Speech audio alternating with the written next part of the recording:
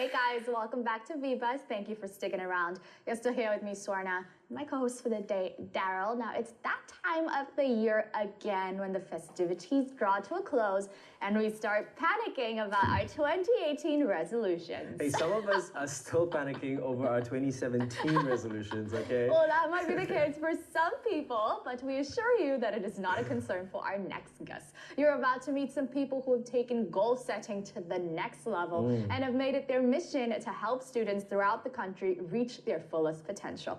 Oh, and did we mention that they started on this journey when they were students themselves?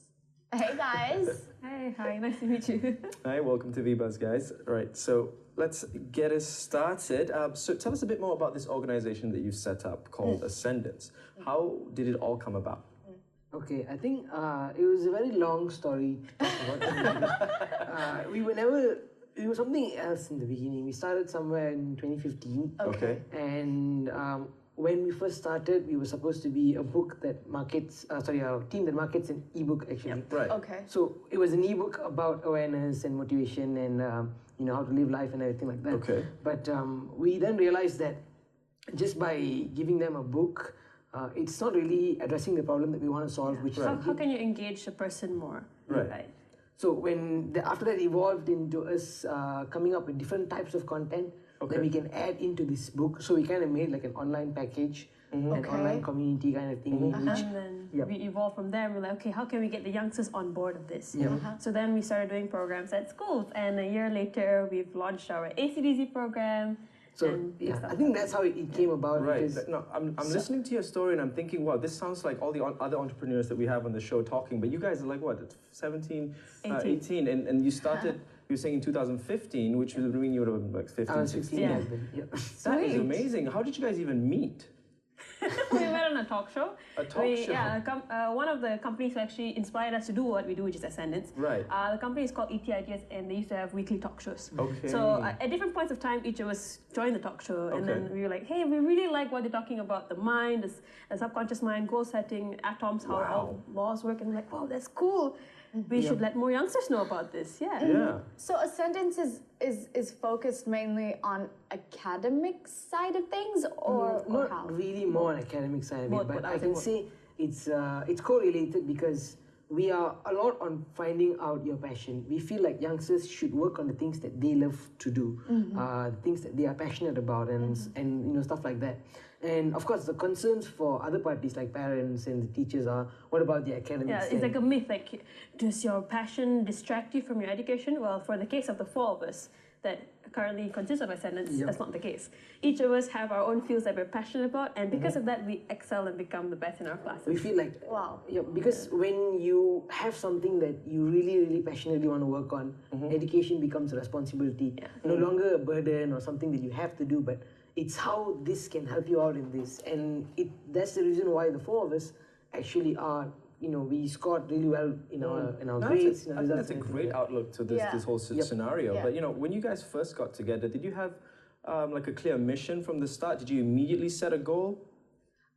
Again, with the whole ebook marketing thing, nobody set up to like, hey, let's change the world and everything. At the time, we were just like, okay, let's just do something. We're bored. Like, okay, we're bored youngsters. Let's do something. Yeah, nothing else to do on my weekends. That's fine. But then after a while, as we kept going, and little bit by bit, we were like, oh my god, we can impact people's lives. Like some of our participants, they say like, hey, good. Well, you guys are the reasons why we do well in exams, and we were like, oh my god. We didn't know what we said made sense, let alone to people our age, right? So like, okay, we must be doing something, right? So then we're like, okay. We have a very general picture in the sense that what do we want Ascendance to be at the end? How many people we want to impact and stuff like that. Yeah, and it gets more refined as we go. So what is it now? What do you want Ascendance to be? I feel like it should be more of a platform in the sense that people can share ideas, youngsters can share ideas, youngsters can work on the things that they are passionate about. And at the same time, it's a lot about collaborating between each other because I feel like the strength of youngsters is working in teams. Okay. And the four of us, through our different things that we do, we came together, we did this, it's just four of us right now. But the more programs we do, the more students we meet, the more people we inspire, we realize that our team can go bigger and we can always work together on things. So we always, when we go and do programs, we always teach the students a lot about how important it is to actually collaborate, to create an own environment of your own that is, that supports you, that motivates you. At the same time, you guys come up with creative ideas, work on creative things. But how has that been in terms of, receiving that message? How are they responding? I'm sure there have been some challenges. So a lot of the time you would think that the younger generation zones out. Like there's a lot of times you've done programs where they just look at you and you know they're not there. I don't know where they've gone. So I always get confused, like, are they paying attention? Is this getting in their heads? And sometimes I brush it off, like, it's okay, they'll get what they need to get. But then you come back and see 6 months later, they can quote what you say word for word. And you're like, okay, wow, they understand it much more efficiently than you would ever expect. The hassle that we had in the beginning was we were still kids, Still kids. We are still kids. And we actually brought in a much more older, experienced entrepreneurs, successful people. So we brought them inside. You know what, you guys can give the talks, you guys do this. But in reality, that really didn't work because there is this mind block in youngsters these days that when older people come and talk to you things, you feel like they are advising you, they think that like, it's like their parents to them. They feel like when there's older people coming inside, they're like, oh, they're just like my parents, So there's a mind block there. But when we youngsters whom are around the same age, whom are very inspiring and do things that we love to do, when we come and talk to them, because we go to the problems that they go through all the time. Things like you got homework, we got it too. Like if you got homework, curfew, we got it too. So it's that thing in which they connect to us more, and we figured it out as we went and did programs for different types of people. So we said from that point we were like, okay, we got to do the programs because we connect to them best. We're their same age group, their peers. Our youngest member's like 15 currently. No, that's great that you guys are so young, and it's true what you said. There is a mind block, and I think when you're dealing with youngsters, the closer you are in similarity of age, the better. But what about when you're dealing with the older generation, right? Because clearly, well, not clearly, but like certainly there's a certain amount of credibility that the older generation look out for. And being so young, does that not come into a clash of any sorts? In the beginning, yes, but Ascendance has been operating for like 2.5 years now, so it wasn't like an overnight success story, like boom, suddenly we're so special. It took time to build up to who we are today.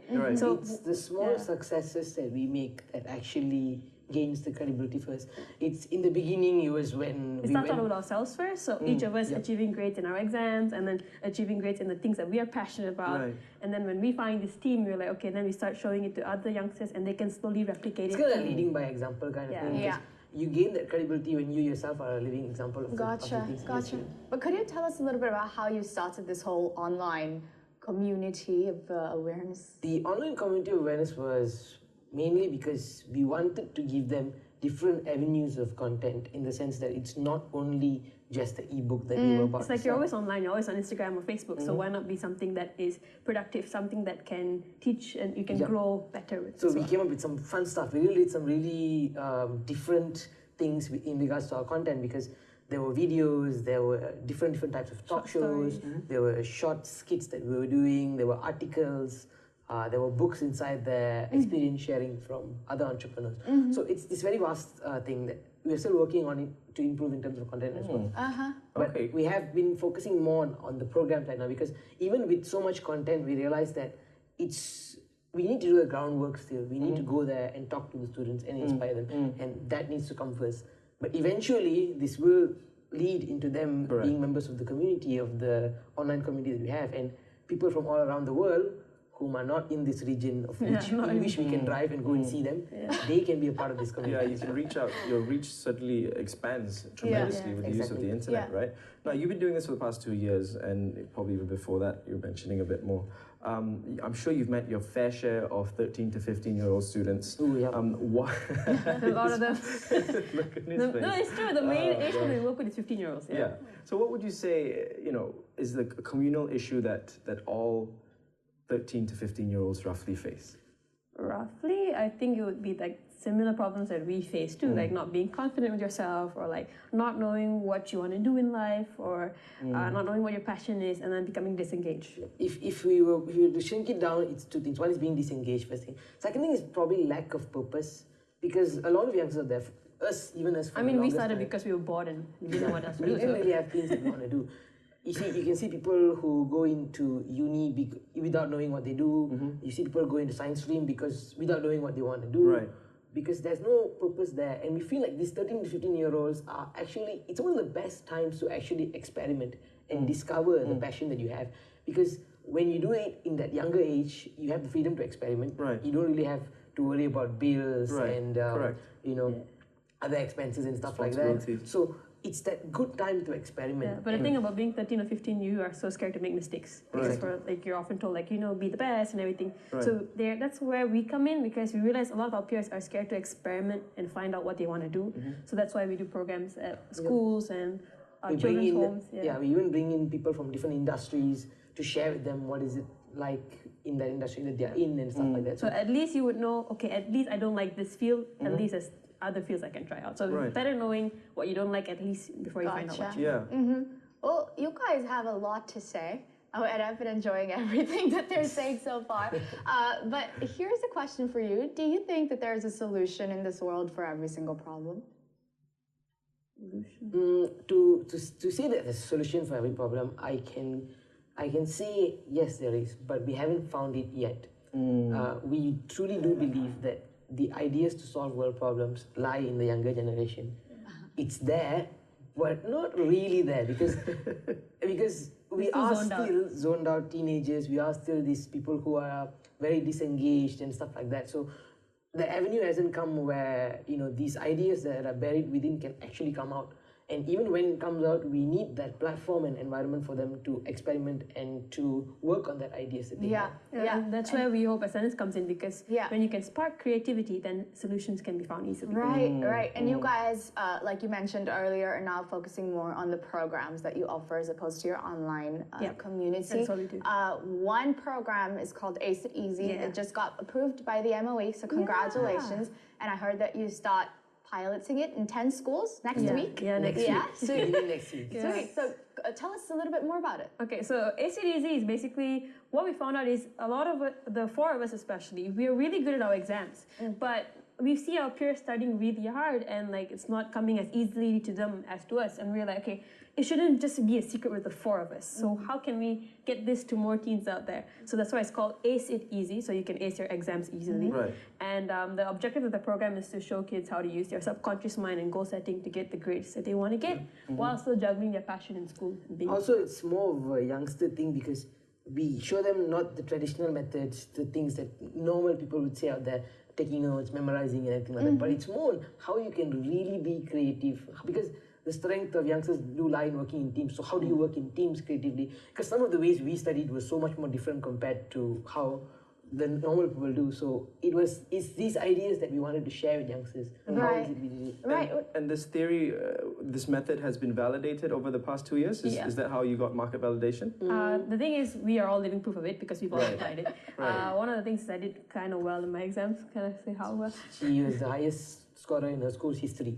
Wow. Congratulations. So I did IGCSE, so I did quite really well. So one of the things is, I didn't put many hours into studying. I didn't cram my head with books. I studied every time in school. I did all my homework in school, and I was back home. I was doing Ascendance stuff. I was playing my music. So then I realized, hey, everybody can do this. So that same thing with Sanadt, same thing with Harsha, same thing with Mathura. So okay, this validates. And then we've done the program for public and everything. We've tried out, and even the program has evolved from the beginning.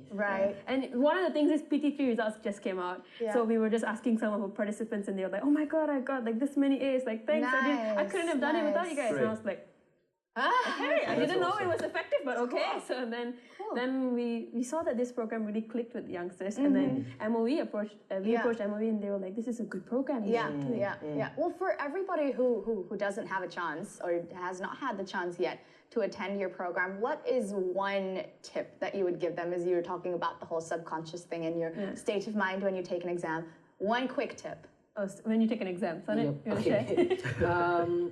Focus on your end goal. I thought you were going to say have fun. Have fun is one thing about it, but I would say focus on an end goal in the sense that this was something that I did when I wrote my SPM. So I always told myself that whenever you come out of the exam hall, you need to imagine yourself telling people that this was such a good paper, that I genuinely had fun doing this paper, and this was such an amazing paper. It's the feel that you have, because when you really feel that way and you can really see it in your mind, the confidence comes for you to actually go and prepare. And you know that if this is possible, it would be nice, so you prepare for it. So it's always focusing on the end goal. At the end of the day, this is what I want. At the end of the day, I'm happy. I have this this particular result that I want to have. Everyone's happy around me. So it's when you keep on telling yourself that you build that confidence from inside of you. Yeah. You can do the things that you want to do. So I guess I hope that's a tip. That's a great tip, I feel. Yeah. For sure. That's what education truly does become your responsibility, I feel. Well, thank you so much, guys, for joining us on the show. It's been a ball of fun. Yeah, really. Ball of fun. A pleasure. Thank you so much. Thank you. Thank you. Nice. Wow, I particularly like that tip because I think that confidence is a huge thing in our lives. Yeah. I mean, you hear it all the time, confidence is key. And I think at that age, 13 to 15, is the ideal stage you want to be building confidence in a young person because that's going to carry on to the rest of their life. Exactly. Definitely going to shape their character as I mean, well. look at them. They're so confident. These guys, Exactly. amazing. Exactly.